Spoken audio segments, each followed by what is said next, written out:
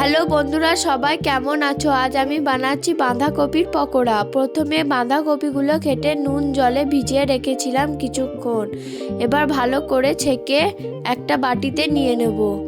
প্রথমে পেঁয়াজ কুচি, লঙ্কা কুচি, আদা গ্রেট করে, লঙ্কা গুঁড়ো, হলুদ গুঁড়ো, লবণ, ভাজা মশলা, বেসন, কর্নফ্লাওয়ার, একটা ডিম ফাটিয়ে দিয়ে দেবো।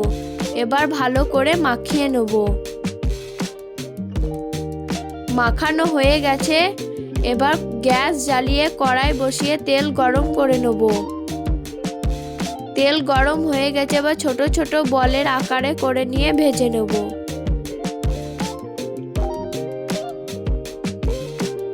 ভালো করে উল্টে পাল্টে লাল লাল করে ভেজে নেব।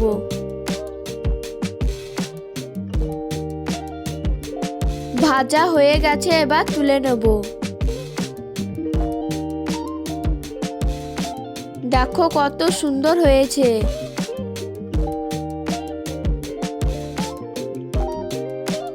চলো এবার খেয়ে দেখা যাক কেমন হয়েছে।